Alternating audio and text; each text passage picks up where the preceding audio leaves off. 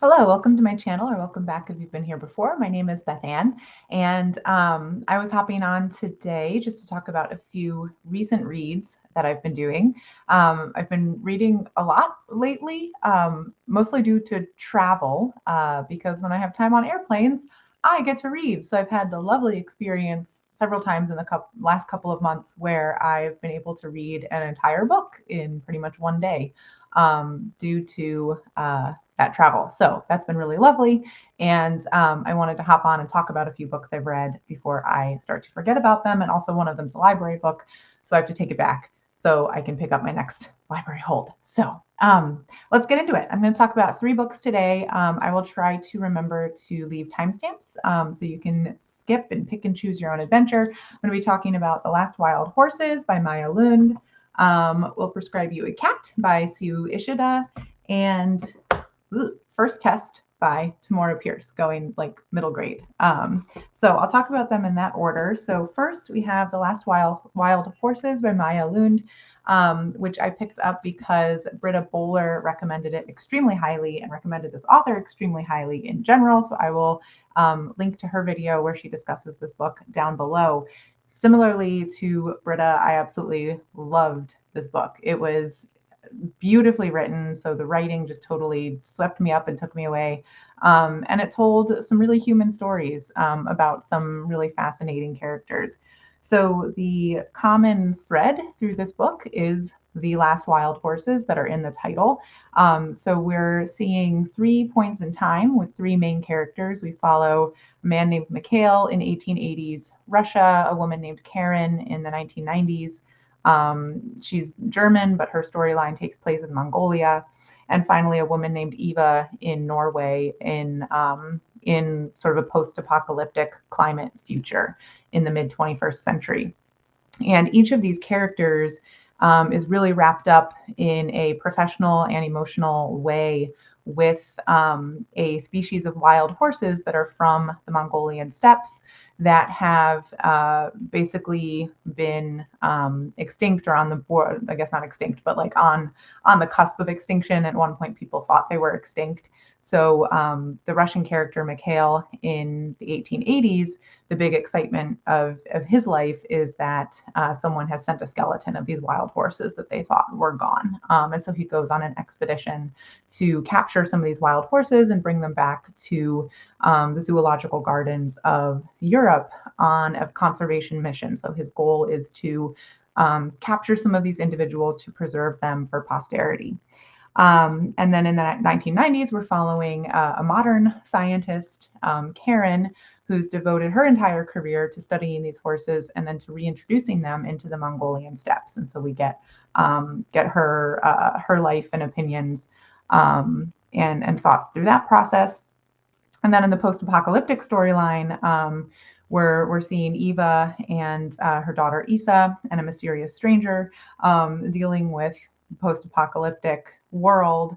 And she is the caretaker of 2 of these remaining horses because she lives on her family farm, which has been I don't know what the right term would be, like sort of a safari park, I guess. They had all these rehabilitated or endangered or rare animals in big enclosures, and people would come and see the animals. But then climate change sort of happened, destroyed the world and civilization as we know it. And so we see her at least a decade or more into that process where most of her animals are gone, and she is still really emotionally tied as a caretaker to these 2 wild horses.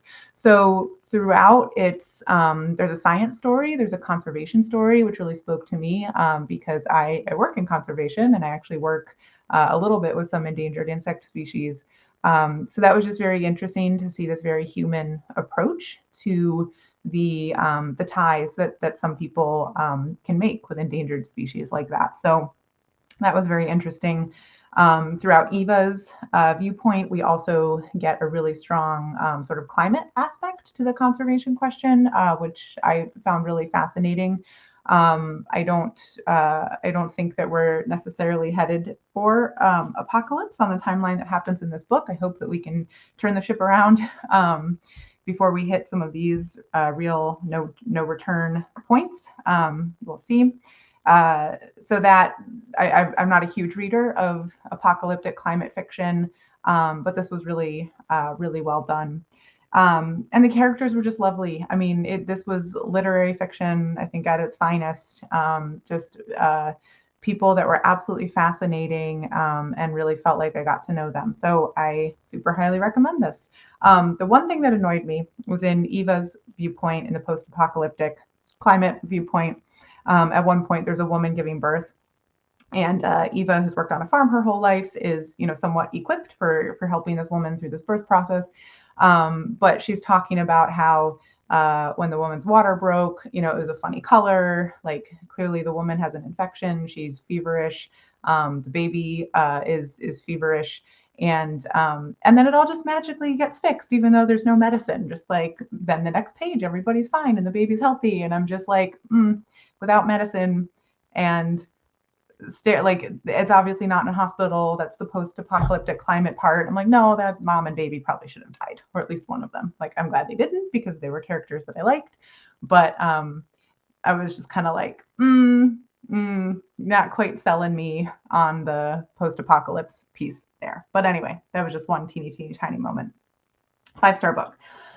Okay, talked about that one for a while, but I like to keep my videos short, so let's move right along. So I also read Will Prescribe You a Cat. This was, it's been out in Japan for a little while, I think, but this was released in September. This translation was released in the US, translated by E. Madison Shimoda. And this book was delightful, a much lighter read than the last Wild Horses. So it basically is a sort of a, they're not short stories. It's basically a series of like vignettes. Some of the characters are maybe kind of connected in real life, but mostly just like fairly distinct vignettes about people who are going through something in their lives, either in their career or in their personal lives, and sort of through a friend of a friend of a friend of a friend, like very word of mouth, they hear about this mysterious clinic in a very out of the way place in a neighborhood in Kyoto. In Kyoto. And so they show up to this kind of derelict building, and they go up to the clinic, and it's these two very weird people, a very weird doctor and a very weird nurse, who, without even really hearing much details about what's going on with the character, the doctor says, okay, we'll prescribe you a cat. And the nurse brings in a cat, and the person is like, are you kidding me? But then they take the cat and they go home.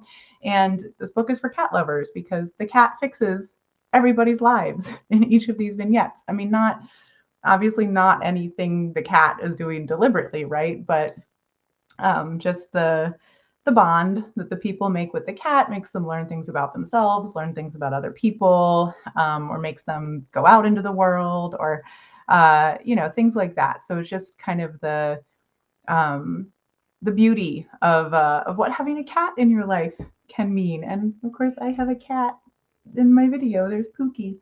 So absolutely lovely for cat lovers.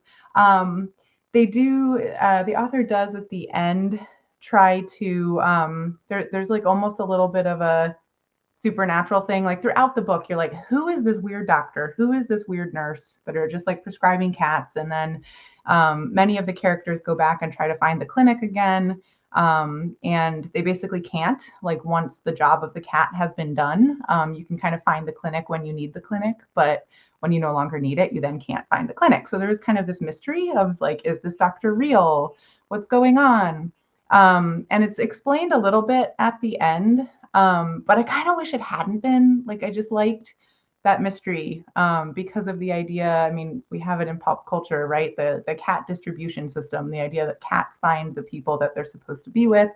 You don't go somewhere and pick out a cat. I mean, obviously you can, but cats find their people. So I kind of wish it hadn't been explained at the end, but it also was explained in such a way that it was just like kind of, oh, that's it. Like, it either could have been made into something a lot more or really could have just done without. So that's what stopped this from being an absolutely amazing read. But it was a really short, really fast read. And just like, as a cat lover, I adored it. It was really cute. Okay, and then I'll just touch on briefly, I went middle grade. I loved Tamora Pierce growing up, but I only read two of her quartets. I've read The Circle of Magic and the Song of the Lioness quartet, if I'm remembering those series names correctly, and loved them both. They were perfect for me as like a middle schooler. So this is Protector of the Small quartet. This is the first book in it. And it tells the story of a young woman, Caladri, who wants to become a knight. She basically wants to follow in Alana's footsteps from Song of the Lioness, Song of the Goddess. I forget what the name of that quartet is, but Alana, the lady knight. And so this is the story of her first year in knight training, becoming a page. And it just wasn't really different enough from Alana. I do like that while there's some openness to having another woman train, I didn't like that she's only the first girl since Alana, and it's been like 15 years in the book universe before another girl comes along and wants to be a knight. And I'm like, are you kidding? Don't all girls want to be knights? Or at least not all of them want to be noble ladies and whatnot. So I kind of didn't like that. But it was also nice that, while there's some more openness, it wasn't like having the one successful lady knight immediately fixed everything, right? Because that would be totally unrealistic. So we're getting Caladri's struggles with trying to make it in a man's world. But so far, there just isn't anything like sort of interesting or unique, really. Like Caladri seems to have sort of an affinity for animals. She's a really solid character.